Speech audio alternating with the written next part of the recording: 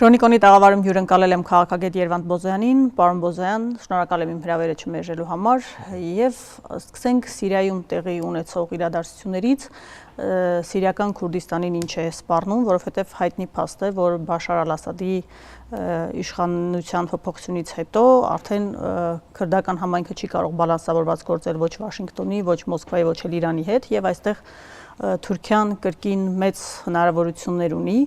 ինչ է կատարվում այնտեղ եւ առհասարակ նպատակը սիրիական նոր իշխանության որն է քրդական համայնքի կամ ռոժավայի նկատմամբ։ Ճիշտ գնահատեցիք,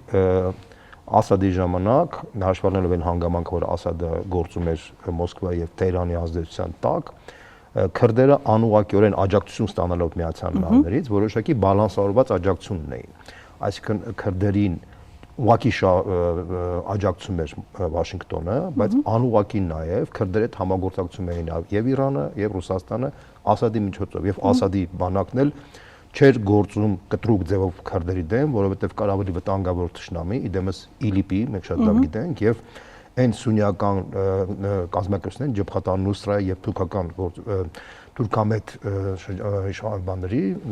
կազմակերպությունների, որոնք ավելի մեծ վտանգ էին ներկայացնում Ասադին։ Ասադի իշխանության տապալումից հետո ամբողջական համակարգը փլուզվեց։ Տեսեք, Իրանի եւ Ռուսաստանի ազդեցությունը կտրուկ թուլացավ։ Ըստ էության քրդերը մնացին մենակ Վաշինգտոնի հույսին։ Այսօրվա Սիրիայի իշխանությունը բառից բուն իմաստով դարել է պրոքսի իշխանություն Թուրքիայի կողմից եւ կարելի ասել, որ քրդերը մնացել են մենակ Թուրքիայի եւ Սիրիայի այսօրվա իշխանության դեմ, միակ աջակցությունը ստանալով Վաշինգտոնից։ Հաշվառնելով այդ իրավիճակը, ինչ արեցին թուրքերը։ Թուրքերը փաստացի խոստում տվեցին Վաշինգտոնին, որ այն նավթով հարուստ տարածքները, որ կան, իրենք եթե քրդերից ազատվեն, միևնույն է պահպանվի ամերիկյան վերահսկողությունը, ամերիկյան ընկերությունը շահագործեն այդ հանքավայրերը, եւ որի արդյունքում Միացյալ Նահանգների աջակցությունը ռիսկի թուլացավ արդեն քրդերի նկատմամբ։ Այդ օգտվելով այդ իրավիճակից ինչ արեց այսօրվա Սիրիայի իշխանությունը։ Ինքը պաշտոնապես ընդունեց, որ քրդական լեզուն կարող է դառնալ պետականներից մեկը, պաշտոնական լեզու կարող է դառնալ։ Նովրուզը պաշտոնապես թույլ տվեցին, որ կարելի են քրդերը, քրդաբնակ շրջանները կարող են այսպես ասած տոնել, բայց քրդերը պետք է կոմպրոմիսի գնան բանակի կազմակերպման իմաստով, այսինքն քրդերը պետք է ոչ միայն ինտեգրվել բանակի հետ, այլ քրդերը ոչ թե իրենց բանակը պետք է ինտեգրեն, ասենք ստորաբաժանումների մակարդակով, անհատական մակարդակով, այսինքն քրդական բանակը ամբողջովին պետք է լուծարել եւ անհատական մակարդակով քրդերը կարող են հայտնվել բանակի մեջ։ Այսինքն սա նշանակում է, որ կարելի է թե դու քրդական զինված ուժերը կազմակերպում ես, դա նշանակում է, որ քրդերի քաղաքական իրավունքները պրակտիկորեն կարելի է վերացնել։ Իրենց խոսք էր տալիս միայն մշակութային ինքնավարություն։ Այսինքն այն ինչ որ առաջարկում էր Ասադը, բայց ավելի լայն լիազորություն էր։ Ասադը էլի մերժում էր ավտոնոմիա, բայց դե ֆակտո առաջարկում էր, որ քրդաբնակ տարածքները կկառավարեն քրդերը եւ քրդերը մեծ լիազորություններ կունենան առանց պաշտոնական ավտոնոմիայի։ Քրդերը այն ժամանակ մերժեցին, հույսը դրեցին մենակ Վաշինգտոնի վրա, որի արդյունքում այս վիճակի մեջ հայտնվեցին եւ ըստ էության իրանք կորցնում են իրանց տարածքների մի զգալի մասը, դերձորը կորցնում են, ըստ էության ռագկանային կորցնում, որոնք շատ առանցքային շրջաններ են եւ այստեղ ամենավտանգավորը այնտեղ կան բանտեր, որտեղ պահվում էին այդ նախկին ԻԼԻՊ-ի գրոհայինները։ Հիմա այդ գրոհայինները, որ հայտնվում են այսօրվա Սիրիայի իշխանության վերահսկողության տակ, իսկ մենք գիտենք, որ այսօրվա Սիրիայի նախագահ Ջեբհաթ ալ-Նուսրայի ղեկավարներից է եղել, որը շատ մոտ է եղել ԻԼԻՊ-ի, եւ ըստ էության այն մարդիկ, որ բանտում էին, ես չեմ բացառում, որ այդ մարդկանց կարող են բաց թողեն, ներգրավեն բանակի մեջ ներքաշեն եւ օգտագործեն ըստ էության քրդերի դեմ։ Այդ վտանգը կա, բոլորը դա հասկանում են, նույնիսկ Միացյալ Նահանգների կոնգրեսմեններն են մտահոգություն հայտնում, Իսրայելն է մտահոգություն հայտնում, բայց հաշվառնելով այն հանգամանքը, որ Էրդողանը ավելի կարևոր է այս պայծությամբ, ինչ պատճառով Տրամփի համար, ինքը գնում է այդ կոմպրոմիսին, որի արդյունքում եթե դուք նկատում եք հիմա քրդերի արձագանքը, ինչպես որ մենք 15 թվականին մենք ստանում ենք Հայաստանի հայերի արձագանքը, որ մեզ գցեցին արևմուտքում, մեզ խաբեցին եւ այլն եւ այլն։ Սա եւս մեկ անգամ ապացուցում է մեկ բան, որ ժողովուրդը, պետությունը կամ ազգային միավորումը պետք է մի քանի բաղադրիչներ ուներ անվտանգության համակարգի, որպեսզի կարողանա ինքը բալանսը պահի։ Սա շատ կարևոր է, մենք էլ դա հասկանանք։ Այսինքն դա մեր համար պետք է դաս լինի, որ մենք տեսնելով թե ինչ է կատարում քրդերի հետ, հույսը չդնենք, որ մենակ, ասենք, չգիտեմ, Միացյալ Նահանգների հետ համագործակցելով կարող ենք մեր խնդիրները լուծենք, մոռանալով Իրանի կամ Ռուսաստանի մասին, կամ հակառակը։ Այսինքն մենք պետք է մեր անվտանգությունը պահենք բալանսավորված մակարդակով։ Ռուսաստանի հետ պետք է խորացնենք մեր հարաբերությունները, Իրանի հետ պետք է փորձենք որոշակի ինչ-որ հարաբերություններ պահենք եւ կարողանանք զարգացնել, չփչացնելով միաժամանակ Միացյալ Նահանգների հետ հարաբերությունները, եւ այդ բալանսի հետ միասին մենք պետք է փորձենք կարողանանք կառավարել եւ բարեդրացական հարաբերությունները, թե ինչքան որ դա հնարավոր է, պահպանել, զարգացնել Թուրքիայի եւ Ադրբեջանի հետ։ Մենք կանդրադառնանք մեր տարածաշրջանին եւ Իրանին, բայց ամփոփենք նաեւ Սիրիայում քրդերի վերաբերող մասը։ Ի վերջո Թուրքիան ինչ է ուզում Սիրիայի քրդերից, լինեն թե չլինեն։ Թուրքիան ուզում է, որ Սիրիայում լինի ուժեղ կենտրոնացված պետություն, իր ազդեցության տակ, եթե դա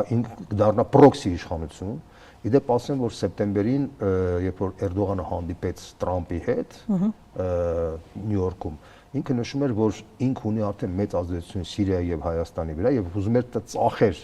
Էրդողանին այն իմաստով, որ ներողություն Տրամպի վրա ուզում էր ծախեր եւ ուզում էր ասել, որ ինձ ճանաչի որպես գլխավոր դաշնակից, որովհետեւ Միացյալ Նահանգները գլխավոր դաշնակից Թուրքիային չեն ճանաչում, այնտեղ կա նաեւ Իսրայելի գործոնը։ Դուք գիտեք, որ հրեական համայնքը եւ հունական համայնքը շատ ակտիվ գործում են Թուրքիայի դեմ, եւ այդ իմաստով թուրքերը նյարդայնանում են, որ Միացյալ Նահանգները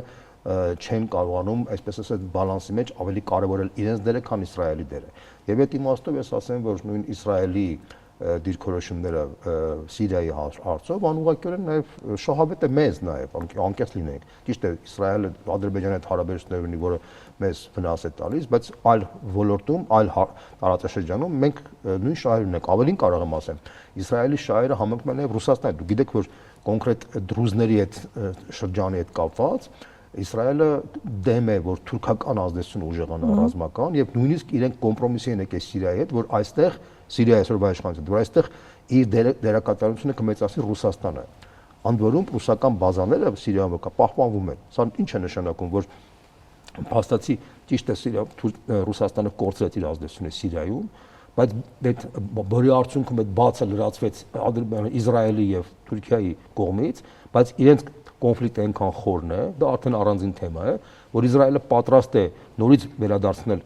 ռուսական ազդեցությունը, ոչ իրանական, բայց ռուսական ազդեցությունը, միայն թե այնտեղ Թուրքիան չուժեղանա, սա է խնդիրը։ Պարոն Բոզյան, մենք պարբերաբար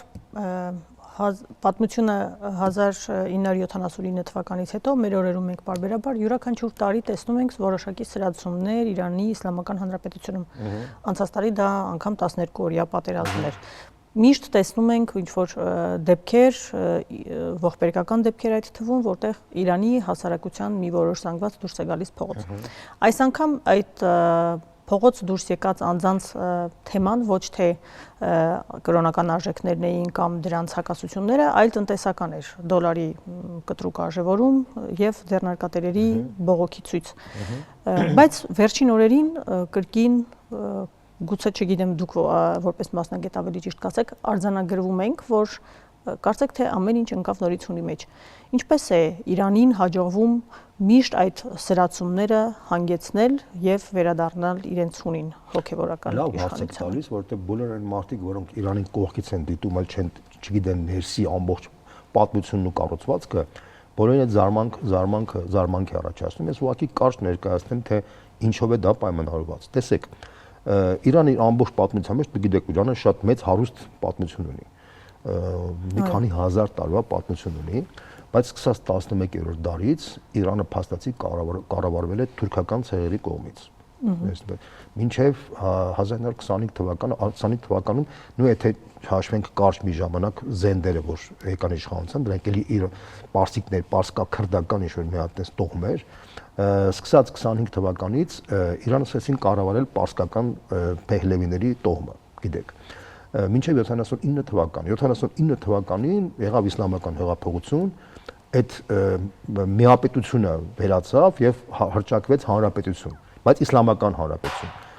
Շատերը լավ չեն հասկանում ինչ է նշանակում իսլամական հանրապետություն, ինքը հանրապետություն է, առաջնորդը ընտրվում է ոչ թե ժողովրդի կողմից, առաջնորդը ընտրվում է 88 հոգանոց աստվածաբանների խորհրդի կողմից, որոնք այդ 88 հոգին ընտրվում են արդեն ժողովրդի կողմից, այսինքն անուղղակի Գերագույն առաջնորդը ընտրվում է ժողովրդի կողմից։ Ինքը դառնում է Իրանի գլխավոր ղեկավարն է դառնում։ Կա այսպես ոնց որ մեր մոտ կիսանախագահական համակարգում նախագահան, Մեր մոտ կիսանախագահական համակարգում կա վարչապետ, չէ, որը գործադիր մարմինն է։ Այնտեղ գործադիր մարմնի դերը կատարում է նախագահան։ Օրինակ այսօրվա Փեզեշկյանը ընտրվում է արդեն Իրանի ամբողջ ժողովրդի կողմից եւ ինքը այսպես ասած վարչապետի դեր է կատարում, հա, այսպես ձևակերպենք։ Հիմա տեսեք, իսլամական հեղափոխությունը ուներ շատ խորը պատճառներ։ Տեսեք, շահի ժամանակ տնտեսական աճը կազմում էր 12-ից 16%, ֆանտաստիկ թռիչքային աճ, ընդ որում ինքը մի այսպես կոչված գիրք էր գրել եւ հայտարարում էր, որ Իրանը պետք է դառնա երրորդ գերտերությունը սովետականությունից եւ Միացյալ Նահանգներից, եւ պարսիկները ունեն այդպիսի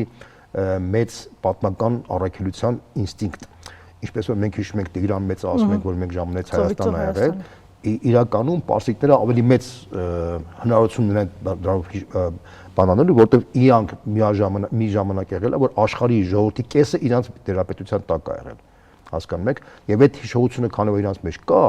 իրանց մոտ միշտ եղել է ամբիցիա, որ բանից Ռուսաստանից եւ Ամերիկայից այն կողմ երրորդ գերտերությունը դառնալու համբավ են ունեցել։ Նույն շահի ժամանակ իրենք հռչակել են, որ մենք սպիտակ հեղափոխություն ենք անում, որպեսզի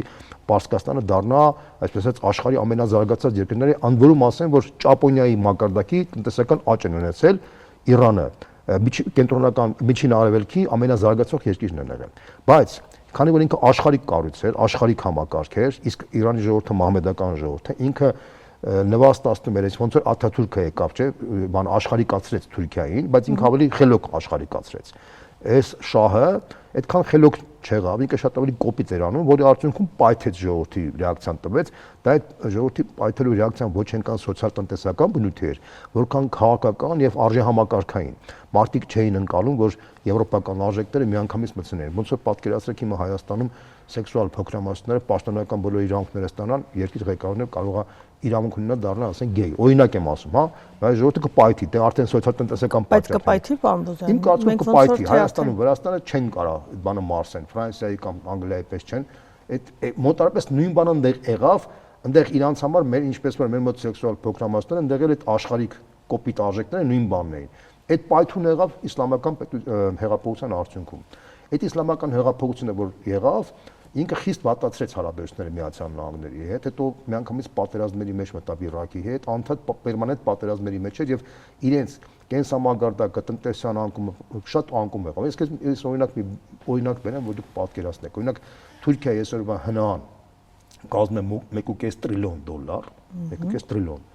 Իրանի հնան կազմում է մոտավորապես 350 միլիարդ դոլար։ Տարբերությունը շատ մեծ է։ Այդ տարբերությունը հաշվի առնելով, բայց մի րոպե, հիմա Իրանի ինչու է ձեռնտու ունենալ մի համակարգ, որը նրան տարածաշրջանում եւ աշխարհում ճնշում է, ավելի աղքատացնում է, սահմանափակում է իրավունքները եւ հզորացնում է Թուրքիային։ Իրենց ինչու է ձեռնտու այդ համակարգը։ Նպատակ չունեն, բայց այդպես ստացվել է։ Տեսեք, իսլամական համակարգը ոնց որ խորհրդային ժամանակ կոմունիստական համակարգը։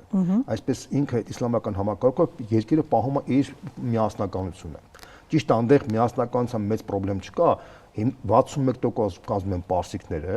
16% կազմում են ադրբեջանցիները, մնացած ազգերը 7% կազմում են քրդերը, մեկ էլ 2% կազմում են բելուր։ Մնացած բոլոր ազգերը շատ նման են պարսիկներին։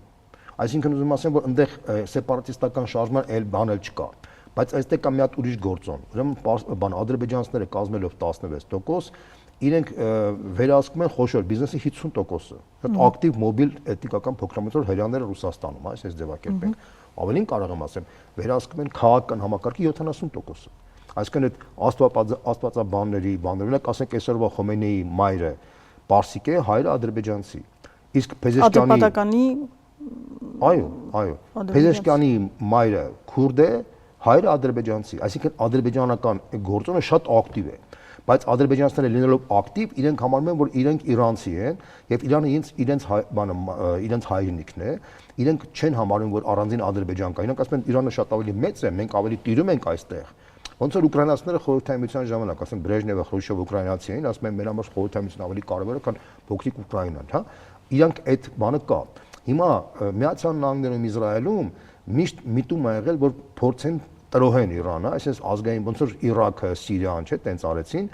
եւ փորձում են հույսը դնել Ադրբեջանի վրա։ Ադրբեջանն այսպես ասած իրանց խոսք է տալի, որ ինքը կարա աջակցի, բայց իրանք չեն հասկանում, որ տեղի ադրբեջանցիները Իրանի ֆունդամենտալ տարբերվում են այսօրվա ադրբեջանցիներից, այսօր ժամանակից այսօրվա Ադրբեջանի Հանրապետությունից եւ իրենց մտածողությամբ, պատկերացումներով իրանք չեն համապատասխանում այն դերին, որոնք Միացյալ Նահանգներն ու Իսրայելը ուզում են տան, այսինքն իրանք միշտ փորձել են քանդել, այսինքն ճնշել սանկցիաներով, բաներով ճնշել, որ Իրանը մասնատվի կամ դառնա աշխարհիկ։ Բայց ոչ առաջինը, ոչ երկրորդը Իրանը շանս չունի։ Ինչու՞։ Մենք օրինակ ասենք թվում է թե եթե օրինակ Իրանը դառնար աշխարհիկ երկիր, բոլորի համար լավ կլիներ, որտեղ մենք էլ ենք աշխարհիկ, մեր հարազատ ժողովուրդ է, եղբայր ժողովուրդ է, շատ ավելի դրական բան ինքնության եւ արժանապատվական իմաստով ավելի շատ ընդհանրություն չկարող ենք ունենալ, չէ՞ իրար հետ։ Բայց դա օբյեկտիվորեն դժվար է կյանքի կոչել, ինչու։ Հիմա ես ասեմ պատճառը։ Տեսեք։ Ուրեմն իսլամական համակարգով իրենք պահում են ամբողջ միասնությունը, այսինքն իրանք ասում են չկա ազգություններ, կա մեկ միասնական ումմա, ազգ, դա մենք ենք։ Ավելին կարող եմ ասեմ, տեսեք, բաները հայերը, հույները, հրեաները եւ ասորիները ունեն պարլամենտում ներկայացուցիչներ, օրինակ հայերը ունեն երկու պատգամավոր ունեն, չէ՞։ Բայց ասենք բազմաթիվ մեծ ազգեր կան իսլամական, որոնք չունեն այդպիսի կարգավիճակ։ Իրենք պետք է պայքարեն, որ պարլամենտում պատգամավոր ունենան, հա, այսպես, որովհետև իրենք չեն ճանաչում մյուսներին իրենք ասում են, որ մենք պետք է կրոնական համայնքներով շարժվենք։ Կրոնական համայնքը հայերը, կրոնական համայնքը են հրեաները, կրոնական համայնքը են ասորիները եւ կրոնական համայնքը մենք մնացածներս, այսպես ձևակերպեմ, հա։ Արդյունքում հնարավոր է արդյոք իսլամական համակարգի պայմաններում տնտեսական թռիչք ունենալ։ Հնարավոր է, եթե այնտեղ լինի ոչ պոպուլիստական իշխանություն, եթե այնտեղ գա մի հատ Դեն Սյաոպին, այդ Դեն Սյաոպինը կարողանա այդ իսլամական համակարգի շրջանակներում թուլացնի ճնշումները, այդ բանի ինչ են ասում, բանի կանանց այդ կապված ասեն գլխաշորի խնդիրը բանը լուծի, բանես կոմենկոմ ինքը ժամանակից երկիր դարձել, ինչպես օրինակ չգիտեմ, Պակիստանը, Մալազիան իսլամական երկիր է, բայց ֆանտաստիկ թռիչքային զարգացում ունի, չէ՞։ Այդպիսի հնարավորություն կա։ Հիմա բայց պարզապես հաշվելով են հին պատմությունը, որ իրենք ամերիկացիները հետ բախվել են, հետո հիմա դոկտրին ընդունել, որ Իսրայելը պետք է վերանա։ Այդ խնդիրները խանգարում են Իրանի զարգացման համար։ Իսկ ինչ որ մի աշխարհիկ, օրինակ շահի վերադարձի, ես չեմ տեսնում այդպիսի հնարավորություն, ասեմ ինչու։ Որովհետև տեսեք, շահը պոպուլյար է պարսիկների, բուն պարսիկների կեսի մոտ, աշխարհիկ մասի մոտ։ Բայց շահի դեմ կտրականապես դեմ են բոլոր ազգային փոքրամասնները, որովհետև շահը իր հայրը ժամանակին վարել է պարսիկիզացիայի քաղաքականություն, այսինքն բոլորին փորձել է պարսիկ դարձնել, ինչպես որ Աթաթուրքը Թուրքիայում բոլորին ուզում էր թուրք սարքեր, քրդերին թուրք էր սարքում։ Գիտեք, որ մինչև վերջին ժամանակներ 70-ական թվականներին քրդերը համարվում էին սարի թուրքեր, պաշտոնապես են համարվում։ Ընդ որում խորհրդային միության ժամանակ Երևանի ռադիոյի միջոցով էր տարածվում այդ ռոպագանդան, որ դուք քուրդ եք, եւ մինչև այլ քրդերը մեզ հիշում են հայերին, որպես այն երկիրը, որտեղ իրենց ինքնությունը պահել են Երևանյան ռադիոյը, որտեղ Երևանյան ռադիոն ամբողջ Քրդաստանը լսում էր Թուրքիայի։ Հիմա այդ իմաստով շահը հիշվում է բոլորի կողմից որպես ազգայնական պարսիկ, որոնք սաղին ուզում էր ճնշեր։ Այսինքն շահի դեմ են 40% բնակչության տոտալ մակարդակի, 90%-ով։ Բայց շահի որդին, Գահենկետ շահի որդին Թրամփի հետ հանդիպում էր պահանջում, գրառումներ անում ակտիվ։ Շահի որդին ասում է, ես իմ հորս պես չեմ լինելու, բայց ոչ մեկ չի հավատում։ Որտեւ գիտեք ինչի չեն հավատում, ճիշտ են անում չեն հավատում։ Տեսեք ինչու, որտեւ եթե ինքը ասում է ես գալիս եմ ուզում դեմոկրատական երկիր սարքեմ միասնական, չէ՞։ Արա բոլորն այդպես գեղեցիկ լոզունգներով գալիս են, բայց ինչ հիմքով ես դու սարքելու կենտրոնական։ Այդ կենտրոնական իշխանությունը պետք է գաղափարախոսություն չէ՞ ունենա։ Կամ պետք է ազգայնական գաղափարախոսություն, որ կանոնասպայես, կամ կրոնական, չէ՞։ Եթե դու կրոնականը մերժում ես, ավտոմատ դու պետք է միայն ազգայնականով պայես։ Դու չես կարա Պարսկաստանը սարքես Միացյալ Նահանգների պես նահանգային երկիր։ Պարսկաստանը մահմեդական երկիր է, մահմեդական արժեքներով, որը տարբերվում է եվրոպական արժեքներից։ Դրա համար այդ մահմեդական ժողովուրդները, որ կան, իրենք չեն հավատում այսօրվա շահի որդուն։ Ասում են ինքը այսօր կխոսի գեղեցիկ լոզունգներով, բայց որ գա ինքը սաղին ուզենալու է պարսիկ սարքել, ինչ որ իր հայրն էր անում։ Անդորում իր հայրը, պապը, բոլորը այդ նույն գիծը տարել են։ Այսինքն պարսիկ դարձնելու քաղաքականությունը բոլորին ոչ մեկին դա շահ, օրինակ պարսիկ ժողովրդի կեսն է դա մերժում, որտեղ իրենք էլ պահպանողական պարսիկներ են, ասում են դա բերելու է ինքը համարում է, քանի որ ինքը դրածո է, քանի որ Միացյալ Նահանգների դրածոն են լինելու, մենք էլ Ամերիկայի դրածոն ենք լինելու, իսկ մենք այն երկիրն ենք, որ ժամանակին աշխարհը թնդասրել ենք, չէ՞։ Իսկ իսլամական հեղափոխության հիմքում դրած են գաղափարը, որ Պարսկաստանը պետք է հեղափոխական էքսպորտով զբաղվի իսլամական աշխարհով մեկ, եւ մենք պետք է ոչ Ռուսաստան, ոչ Միացյալ Նահանգներ այսպես գիծ բռնենք։ Մինչև հիմա էլ իրենք փորձում են այդ գիծը տանեն։ Եթե դուք նկատել եք Պարսկաստանը այնքան ճնշումների տակ է, բանի տակ է, բայց ինքը նույնիսկ մերժեց Ռուսաստանի հետ դաշինքային հարաբերություններ պահպանել ռազմական իմաստով, որտեղ իր մեջ կա հետևյալը, որ մենք առաքելական ժողովուրդ ենք, մենք ոչ Ռուսաստանի տակ պետք է լինենք, ոչ էլ Միացյալ Նահանգներ։ Բայց դա իրականության հետ որքան աղերս ունի։ Մենք առասպելական ժողովուրդ են հրաշալի հնարավորություններ ունեցել, բայց հիմա մենք գնում ենք Թեհրան, տեսնում ենք կեղտոտված օդ, հին իրենց արտադրությամբ մեքենաներ, հսկայական մաքսատուրքեր, որոնք սննկացման են տանում երկիրը, ունեն նորակառույց մոլ, որտեղ տանում ցույց են տալիս բոլորին, բայց այնտեղ դատարկություն է, եւ այդ ժողովուրդը ի վերջո եւ ունեն արժեզրկված դրամական արժեք։ Լրիվ ընդունում եմ, տեսեք հիմա այդ հիմա այդ առասպելական լինելու գաղափարը ուր է իրականության։ Լրիվ համաձայն եմ։ Տեսեք հիմա ինչ։ Հիմա տեսեք Իրանը ունի 3 երկար հոդվածի շարք եմ սարքել, ինք ունի 3 զարգացման ուղղություն։ Առաջինը մասնատվել, որը չի կարող լինել։ Մասնատման տրամաբանություն չկա այնտեղ, այսինքն մենա բացի քրդերից ու բելուջներից ոչ մեկ մասնատման մասին չի մտածում այդ ուղղությամբ։ Այդ ցնդաբանությունը այդ դրա մասին ուղղություն տանել։ Երկրորդը աշխարհիկ դարձնել շահի նման, որը մեր համար միգուցե դրական է կլներ, որտեղ մեր համար ավելի հոգեհարազատ կլինի դա, նույնպես հնարավոր չէ, որտեղ շահը համարվում է ազգայնական, պարսիկ ազգայնական, 40% այնտեղ ոչ պարսիկ են ապրում, այդ 40%-ը կտրականապես դեմ կլինեն։ Պատկերացրեք խորհրդային միության ժամանակ, որ 15 հանրապետություն կար, չէ՞։ Մեկ էլ ասեն, ոչ թե կոմունիստական համակարգը պետք է լինի, այլ պետք է Նիկոլայ II-ը գա, սա խորհրդային հանրապետությունները լուծարվեն, ազգությունները լուծարվեն, ազգային լեզուները լուծարվեն եւ այլն։ Ով կհամաձայնվի 10, ոչ մեկ չեն համաձայնվի 15 պետությունից։ Հիմա նույն բանը շահին է։ Շահին ասում են, ինչքան էլ որ դու խոսում տաս, որ դեմոկրատիա ես բերելու, միևնույն է դու հորն ու պապին ճանաչում եք, դու պարսիկ ազգայնական ես, նույնը որտեղ ուրիշ տարբերակ չունի։ Երրորդ այլընտրանքը չկա։ Երրորդ այլընտրանքը հետեւյալն է։ Պահպանելով այս համակարգը, ռեֆորմացիայի տանել, օրինակ բերեմ։ Տեսեք, Չինաստանում կա կոմունիստական կուսակցություն, չէ՞։ Բայց կոմունիզմի հետ արդեն կապ չունի այդ համակարգը։ Համաձայն եք, ինքը զարգացած կապիտալիստական համակարգ է ձևավորել։ Դեն Սյաոպինը կոմունիզմի կառույցները պահպանելով, ինքը տարավ կապիտալիզմի զարգացման ճանապարհով, այսօր 2025 թվականի, այսինքն անցյալ տարվա տվյալներով Չինաստանը ամենազարգացած երկիրն է աշխարհի, միակ երկիրն է, որ ունի 1 տրիլիոն պրոֆիցիտ, 1 տրիլիոն պրոֆիցիտ։ Պրակտիկորեն բոլոր շուկաները գրավում է ամեն օր Միացյալ Նահանգներից եւ եվրոպական երկրներից, իսկ Եվրոպայի հետ իր պրոֆիցիտը բանի առևտրային կազմում է $200 միլիարդ։ Այսինքն ուզում ասեմ, որ դա այդ օրինակն է, որով պետք է գնա Իրանը, այսինքն Իրանը պետք է մի Դեն Սյաոպին ծնվի այնտեղ, այդ մարդը գա ասի ես պահպանելով այդ իսլամական համակարգերը, բայց գլխաշորը պետք է թույլ տանք, ժողովուրդը մարդիկ պետք է ոնց որ եվրոպական երկրներում կարանք նորմալ շարժվեն, բանան, նորմալ ապրեն, բանանեն, բան համակարգը մենք պետք է կամաց դեմոկրատիզացիա ենթարկենք, բայց իսլամական հանրապետության կարգը պետք է չփոխենք։ Իսկ այդ ճանապարհը, որ ինքը տանի եւ պլյուս դրան, մենք այդ բյուրոկրատական համակարգը պետք է վերացնենք, մարդկանց տանք ազատություններ տնտեսական մակարդակով, փոքր բիզնեսի, միջին բիզնեսի, այնտեղ կա նաեւ կոմունիստական համակարգի նման բան, աղքատներին ինչ որ բաներ, տալոններ են բաժանել, այդ համը պետք է վերացնել, դա խայտարակություն է, բենզինը արժի 10 դրամ, ո՞նց կարա տենց բան, դե տենց հնարավոր է 20 դրամ, 10 դրամ, տենց այդ երկիրը չի կարա տենց զարգանալ, այսինքն այդ սոցիալիստական պրիմիտիվ մակարդակի այսպես ասած համակարգը, որ հիմա կիսա սոցիալիստական համակարգով կա, Իրանը խանգարում է Իրանի զարգացման համար, բացի սանկցիաներից։ Այսինքն եթե մի ժամանակից, գեր ժամանակից նորմալ մարդ գա, ինքը այդ բանը առաջարկի, այդ պահանջը կա Իրանում։ Ես համոզված եմ, որ վաղ թե ուշ այդ մարդը ծնվելու է եւ Իրանը տանելու է այդ ուղղությամբ, պլյուս պետք է ինքը հայտարարի, որ ես ատոմային ծրագիրը դադարեցնում եմ բանի ոչ խաղաղ մակարդակ, խաղաղ միայն բանն եմ պահպանում եւ հայտարարի, որ ես ճանաչում եմ Իսրայելի գոյությունը։ Եթե ինքը այդ պարագայում չկան Իրանում համակարգեր, նաեւ վստահաբար կան, որոնք չեն ընդունի Իսրայելի գոյությունը ճանաչող անձին։ Կլինեն, բայց պահանջը դրա մեջ է, ես դրա համար եմ ասում, պահանջը դրա մեջ է, որ այդ ժողովրդի մեծ մասը, то есть պարսիկների մեծ մասը ասում է, մեզ ոչ Իսրայելն է հետաքրքիր, ոչ Լիբանանը, մեզ հետաքրքիր մենք լավ ապրենք։ Ժողովուրդը տենց պահանջ ունի։ Քանի որ ժողովուրդը տենց պահանջ ունի, դա նշանակում է ժողովրդի պահանջից պետք է ծնվի քաղաքական վերնաշենքում մարդ, որ գա բավարարի պահանջը։ Բայց տեսեք, մյուս պարագայում մենք միշտ տեսնում ենք անհատներ, որոնք ազդեցիկ են, սկսած Սոլեյմանից, վերջացրած բոլոր կերպարներին, տարբեր զինվորականներ, նաև նախկին նախագահ,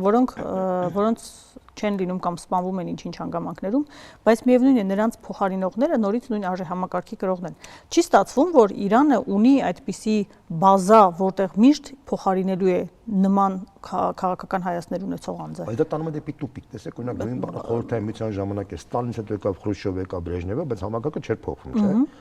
Եկավ Գորբաչովը փլեց համակարգը, չէ՞։ Հիմա ես կարծում եմ, որ ոչ Գորբաչովը պետք է իրան, իրանց, ոչ թե Բրեժնևա պետք, իրանց պետք է Դեն Սյաոպին։ Տեսեք, Դեն Սյաոպինը Չինաստանում ոչ թե Չինաստանը փլեց, կազմալուծեց, այլ տարավ զարգացման, չէ՞։ Հիմա իրանց Դեն Սյաոպին է պետք։ Իրանց պետք է մի մարդ, որը պահպանելով իսլամական այդ համակարգը, բայց ինքը լիբերալիզացնի այդ իսլամական համակարգը, մոդեռնիզացնի, որ կանանք ստանան նորմալ իրավունքներ, ոնց որ Մալազիայի կանայք ունեն այդ լիազորությունները, եւ նորմալ բիզնեսն էլ զարգանա, այսինքն նորմալ ու պլյուս արտաքին հարաբերությունների մեջ էլ կտրուկ փոխի իր վերաբերմունքը Իսրայելի նկատմամբ եւ ատոմային ծրագրի նկատմամբ։ Այդ կետերը ինքը կարող է, իսկ դա պահանջը կա, որտեվ այս տարբերակով արդեն Իրանը չի կարող զարգանալ։ Իրանը հիմա կամած քայքայվելու է, ինչի, որտեվ ամերիկացիները չեն կարող իրենց ծրագիրը կյանքի կոչեն, շահը չի կարող վերադառնա, այս համակարգը չի կարող զարգանալ, իսկ այս պարզ խնդիր է։ Ինչ ազդեցություն կունենա Իրանի զարգացման սցենարները Հայաստանի վրա։ Եվ արդյոք մեզ այս Իրանն է ձեռանդու, թե այն Իրանը, որի մասին դուք խոսում եք եւ ասում եք, որ այդպես պետք է կան։ Մեր մոտ էլ չէ, ասենք ցույցեր եղան Իրանի դեսպանատան մոտ, Իրանի դեսպանները ռեակցիա տվեց։ Ես օրինակ օգտվելով այդ ամեն ինչից ես կարող եմ նույնիսկ ասել մեր երկրում ապրող իրանցիներին կարող եմ ասել, որ հայ ժողովրդի համար, հայ ժողովուրդը մենք համարում ենք, ես անձամբ համարում եմ Իրանի ժողովրդին իմ բարեկամը, մեր բարեկամն են իրանք։ Եվ անկախ նրանից թե իրանք ինչ համակարգ կլինի, աշխարհիկ համակարգ կլինի, թե իսլամական համակարգ կլինի, թե ինչ կլինի, այնուամենայնիվ իրենք մեր բարեկամներն են մնալու, անկախ այդ համակարգից։ Միակ բանը, որ մենք դեմ ենք լինելու, դա այն է, որ Իրանը մասնատվի, որտեղ Իրանի մասնատումը ուղղակի կվտանգի Հայաստանի անվտանգությանը։ Եվ իմաստով օգտվելով այդ հանգամանքից ես նորից ուզում եմ իրանցիները ապրում են Երևանում, ասեմ ես հարգում եմ, ես իմ եղբայրն եմ համարում, բայց եկեք ձեր պայքարը այսօրվա իշխանության հետ այդ հարթակը օգտագործեք այլ երկրում, բայց ոչ թե Հայաստանում։ Դա շատ կարևոր է։ Հայաստանը պետք է դառնա համախմբան, բարիության, կոնսոլիդացիայի կենտրոն, այլ ոչ թե պարակտման կենտրոն կամ պայքարի կենտրոն։ Դա շատ կարևոր է, որ մեր իրանցի եղբայրները, որ ապրում են այստեղ, որոնք արդարացի դժգոհ են այսօրվա իշխանության կարգերից, իրենք հասկանան, որ մենք հայ ժողովուրդը Հայաստանը իրենց շատ դրական է վերաբերվում եւ հյուրասեր է իրենց համար, բայց մենք չենք ուզում, որ Հայաստանը դառնա պայքարի հարթակ այսօրվա իշխանության դեմ եւ չի ուզենա, որ Իրանի դեսպանները այդպեսի խիստ բացական բանով ռեակցիայով տար։ Եվ այդ իմաստով որպես հայ, որպես Հայաստանի քաղաքացի բան, մենք ամեն ինչ պետք է անենք, որ Իրանը մնա պահպանի իր ամբողջականությունը, որը մեծ հնարավորություններ կա, իսկ ինչ վերաբերում է ռեֆորմացիան, ապա ես որպես քաղաքագետ, որպես մարդ, որպես քաղաքացի, որ ուզում եմ, որ Իրանը զարգանա, հզորանա, որտեղ ինքը իմ եղբայր երկիրն է, այդպես եմ համարում, հա, որտեղ իր հզորությունը զարգացումը մեր շահավետ է, որտեղ ինքը բալանսը ուժեղացնում է, ինչի՞ պիտի Թուրքիան ունենա 1.5 տրիլիոն հնա, իսկ իրանք ընդամենը 350։ Ունենալով բոլոր հնարավորությունները հարուստ նավթով ու գազով, հա։ Եվ դրա համար ուզում եմ, որ բարեփոխիչ գա, Դեն Սյաոպին կա, այդ Դեն Սյաոպինի Իրանի զարգացումը շահավետ է Հայաստանի զարգացմանը։ Այսքան բան։ Ձեր խոսում օգտագործեցիք համերաշխության հարթակ լինելու մասին Հայաստանի։ Հայաստանում հայտնի է, որ հայտարարվել է Քրիստոսի արձանի կառուցման մասին, որի խորհրդանիշը նշանաբանը ներքին համերաշխությունն է, խաղաղությունը եւ այլն։ Դուք համարում եք կամ գտնում եք, որ Հայաստանում մի օր հնարավոր է լինի ներքին համերաշխություն, կամ ինչպես պետք է մարդիկ ի վերջո գիտակցեն, այդ թվում նաև քաղաքական էլիտաները, որ ներքին համերաշխությունը կարևորագույն գործոններից մեկն է, որպեսզի մեր երկրում ինչ-որ բան դառնա ավելի լավը։ Դուք ասում եք մի օր, ես ասում եմ, որ դա ուղղակի կենսական անհրաժեշտություն է, ոնց որ Իրանում այդ կենսականն է, հիմա նույնը ստեղ է։ Այսինքն եթե մենք այդ համերաշխությունը չհաստատենք, մենք չենք կարող ունենալ ապագա։ Այն պարակտումը, որ կա մեր հասարակության մեջ, խանգարում է մեր կոնսոլիդացիային, խանգարում է մեր երկրի զարգացմանը, խանգարում է Հայաստանի հզորացմանը, խանգարում է Հայաստանի անվտանգության պահպանմանը, հասկանում եք, դա մեր գլխավոր կարգախոսը պետք է լինի հետևյալը՝ համերաշխություն, խաղաղություն Հայաստանի ներսում եւ համերաշխության եւ փոխվստահության հիմքի վրա խաղաղություն մեր տարածաշրջանում։ Այս ամենակարևոր կարգախոսը դա պետք է լինի մեր բոլորիս համար եւ բոլոր քաղաքական ուժերը պետք է ձգտեն, որ այդ համերաշխությունը մեր մոտ հաստատվի։ Դա այլընտրանք չունի։ Պարակտումը այս կողմից կամ այն կողմից միանշանակ խոցելի է դարձնում երկրի զարգացումը։ Իսկ Քրիստոսի արձանը դա այն սիմվոլներից մեկն է,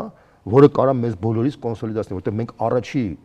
ժողովուրդն ենք, որ պետականորեն ընդունել ենք քրիստոնեությունը եւ այդ արձանի կառուցումը եւ արձանի գոյությունը մեզ բոլորիս պետք է կոնսոլիդացնի եւ հիշեցնի, որ մենք այն ժողովուրդն ենք, որ իսկապես առաջին ընդունել ենք այդ քրիստոնեությունը եւ մենք այն քաղաքականության իմաստով այդ հիմքերի մեջ ենք կանգնած, մենք ավետյաց երկիր ենք եւ մեր ինքնությամբ մենք պետք է ըստ էության հասկանանք եւ ներկայանանք աշխարհին հենց դրանով, ասեն որ դա նախ մեզ կբարձրացնի, մեզ կոնսոլիդացիայի կբերի, հետո մեզ նոր ձևի ճանաչել կտա ամբողջ աշխարհին, որտեղ աշխարհում շատերը չգիտեն, որ մենք առաջինն ենք ընդունել քրիստոնեությունը, հա։ Ես էլ չեմ ասում, որ տուրիստական բումի պատճառ կդառնա եւ Հայաստանը ֆունդամենտալ կփոխի այդ տնտեսական զարգացումը, գրավչությունը տուրիստական իմաստով եւ այլն եւ այլն։ Տեսեք, ինչու եմ ես այս նախագիծը հիմա վկայակոչում, որովհետեւ 2020 թվականի պատերազմից հետո, նաեւ Արցախում ի վնաս մեծ զարգացումներից հետո, երբ քաղաքական ուժերի եւ տարբեր միավորների կողմից միմյանց թիրախավորումներ էր կամ մեղադրյալների փնտրտուք, միմյանց մեղադրում են, որ այս մարդն է մեղավոր, այն անձն է մեղավոր, այս ժամանակաշրջանն է մեղավոր, ստեղծվել է մի գաղափար, որը դուրս էր այդ բոլոր օրակարգից եւ հետեւաբար կարծում եմ նաեւ վկայակոչելով այն փաստը, որ մենք առաջի քրիստոնյա ազգն ենք, ով չի ընդունում դա բոլորն են ընդունում եւ շատ իրական է, որ կարող է դա համախմբման կենտրոն դառնալ քրիստոսյանության։ Ընդհանրապես ես մի բան ուղղակի ուզում եմ նշել, որ մենք ընդունել ենք առաջինը քրիստոնեություն պետական, որպես պետական կրոն, բայց մենք ցավոք մոռացել ենք դրա մասին եւ շատ հեռացել ենք այդ արժեքներից։ Իսկ քրիստոնեության սկզբունքի ամենակարևոր պատվիրաններից մեկը այն է, որ դու պետք է վերաբերվես դիմացինի այնպես, ինչպես որ կուզենաս որ քո հանդեպ վերաբերվեն, հա։ Եվ նույն մեր եղբայր Իրան ժողովրդի Օմար Խայամի հայտնի այդ փիլիսոփայի բանը բոլորս հիշենք, հա, որ ինքը ասում էր, որ լավագույն տարբերակը, որ դու ուզում ես քո թշնամու հետ բանանես, եթե դու իրեն սկսես հարգանքով վերաբերվես, դու իրան կդարձնես քո լավագույն դաշնակիցը։ Սա շատ կարևոր հանգամանք է, որ մենք բոլորս պետք է հասկանանք, որովհետև այն պառակտումը, այդ թիրախավորումը, որ կա մեր մոտ, դա օբյեկտիվորեն չի նպաստելու երկրի զարգացմանը։ Ես ինքս օրինակ միշտ նշում եմ, որ մարդիկ, որոնք աշխատում են պետական կառույցներում, բաներում, 99%-ը շատ նորմալ մարդիկ են, պարկեշտ մարդիկ են։ Եթե ինչ-որ վատ քայլեր են անում, պարտադրված վիճակի մեջ են հայտնված։ Ես անկախ ամեն ինչից մենք պետք է բոլորս ըմբռնումով ընկալենք այդ ամեն ինչը եւ մենք պետք է հասկանանք, որ մեր ապագան ոչ թե պառակտման մեջ է, այլ կոնսոլիդացիայի մեջ է։ Ասում ես, հենց որ ռուսական ասում ես, բանը время собирать камни, время разбрасывать камни, հա, сейчас время собирать камни տարբերակն է գալիս, որ մենք առանց դրա մենք չենք կարա այս վիճակից դուրս գանք։ Մենք պետքա վերականգնենք այդ համերաշխությունը մեր մեջ։ Մենք պետքա վերականգնենք մեր ստրատեգիական հարաբերությունները մեր ավանդական դաշնակիցների հետ։ Մենք պետքա նորովի մեր հարաբերությունները զարգացնենք Միացյալ Նահանգների հետ հաշվի առնելով իր տեղն ու դերը աշխարհում։ Էլի մենք պետքա փոխ լրացնելու քաղաքականություն տանենք եւ միաժամանակ նաեւ մենք հասկանալով որ իրավիճակը փոխվել է կտրուկ, մենք պետք է ավելի զգույշ լինենք եւ խաղաղության պահպանման համար ամեն ինչ անենք, որպեսզի մեր հարաբերությունները Ադրբեջանի չսրվի եւ Թուրքիայի հետ հարաբերություններ պահպանենք, որպեսզի կարողանանք խաղաղ ճանապարհով զարգացնել, որպեսզի ժողովրդի մեջ այդ վախը վերանա, մարդիկ վստահ լինեն սեփական երկրի հանդեպ վստահությունը մեծանա եւ իրենք կարողանան եւ դա է միակ այդպես ասած հիմքը երկրի զարգացման համար, բարգավաճման համար եւ որ երկիրը կարողանա իսկապես ունենալ լուրջ հեռանկար։ Եվ դրա համար միայն պետք է պառակտված չլինել, որովհետեւ ոչ մի ուժի, ոչ մի անհատի, ոչինչ միայնակ չի հաջողվելու եւ քարկոծում են եւ պառակտում։ Մենք ընդհանրապես եւ մեր իմ ընկերները, որ մենք խոսում ենք, միշտ հայտարարում ենք, որ այդ հրադադար պետք է լինի, ջրային հրադադար պետք է լինի ընդհանուր քաղաքական դաշտում, որպեսզի մենք կարողանանք, մենք ոչ մի անգամ ոչ մեկին չենք փորձում թիրախավորել։ Նույնիսկ եթե մեզ ինչ-որ մեկը թիրախավորում, մենք փորձելու ենք այդ բանից որտեվ զերծ մնալ, որտեվ դա ճանապարհ չի։ Այդ ճանապարհը արդեն անցած էտապ է, մեր ճանապարհով մենք հասել ենք այս վիճակին, հասկանում եք։ Այդ պառակտումը մեզ պառակտումը ցանկացած քաղաքագիտական նորմա, պառակտումը երկրի թույլատնում է երկիրը, բերում է ծանր վիճակի, հասցնում է վատ վիճակի եւ ցանկացած այլ կոնֆլիկտների մեջ այդ երկիրը պարտվում է։ Դա եղել է եւ Ռուսաստանի պատմության մեջ, եւ Գերմանիայի, եւ բոլոր երկրների պատմության մեջ։ Եվ ճիշտ հակառակը, այն երկիր, տեսեք, օրինակ, երկրորդ համաշխարհային պատերազմի ժամանակ Ստալինը ինչ արեց։ Եկեղեցու հանդեպ վերաբերմունքը փոխեց, օբշին մեջ ներսի բանը փոխ։ Նույնիսկ տոտալիտար կոմունիստական համակարգը իրեն հասկացավ, որ առանց կոնսոլիդացիայի հնարավոր չի հաղթել։ Դա պարզ խնդիր է։ Առանց կոնսոլիդացիայի մենք չենք կարող այս վիճակից դուրս գալ։ Դա միանշանակ է։ Սա է խնդիրը։ Շնորհակալ եմ, պարոն Բոզոյան։ Մեզ դիտողներին հիշեցնեմ, որ իմ հյուրը քաղաքագետ Երվանդ Բոզոյանն էր։